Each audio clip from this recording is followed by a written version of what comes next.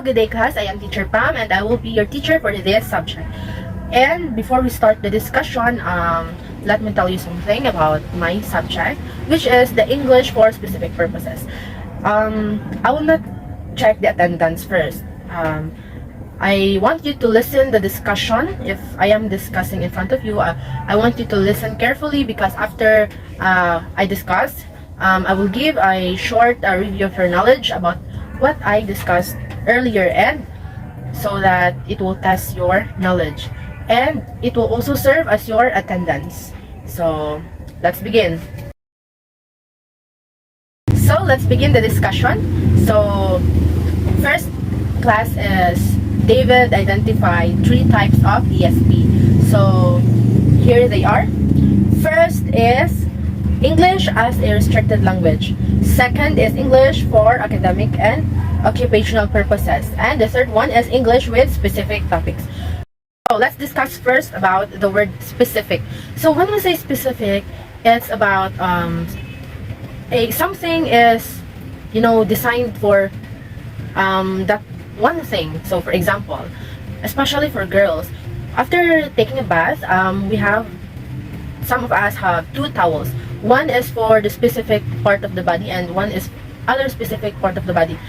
And we have this face towel for our face, like that. So second is we have also a towel for our body, and that is what we mean about the word specific. So just like English, English has its own usage of anything around us. So for example, the first type of ESP is English as a restricted language. So example for this is just like a waiter and a pilot or other work.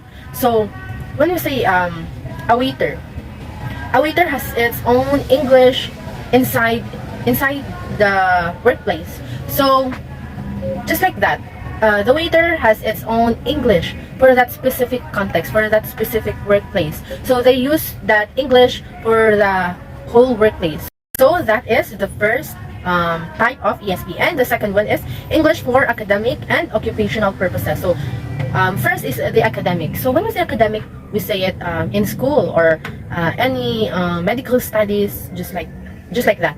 So, and the second one is occupational purposes, from the word occupational, or let's say work. So English for occupational purposes is just like technicians. So just what I have said earlier, this English for academic and occupational purposes also is only used for that specific, only inside in academic and also in work.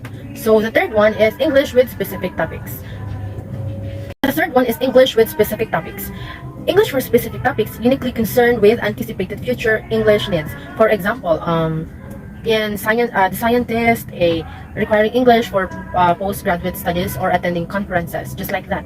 So just a short review about what we discussed earlier. So let's recall the 3 types of ESP according to David Carter. So the first type is English as restricted language, and the second one is English for academic and occupational purposes, and the third one is English with specific topics. So that 3 mentioned types of ESP has its own usage. Again, those 3 types of ESP has its own usage, in its specific workplace, in that specific context. So when we say specific, again, we say specific that the thing cannot be used on the other thing. So only for that context. Okay.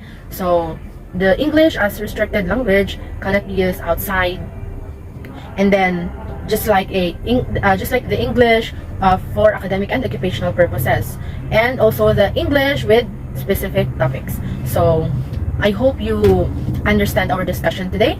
So let's begin our quiz. Are you ready, guys? So I'll just get my book so that we will start our short quiz. Okay, I'll be back for a minute. So class, I have already recorded the scores that you've got in your short quiz. So some of you got a half score, and some of you got perfect score. So only thing I can say is keep it up, guys. It's just only a review, but I know you did your best to listen carefully to my discussion.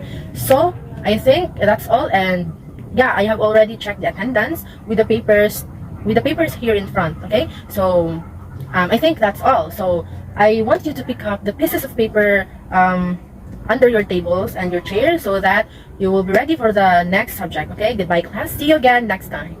Bye.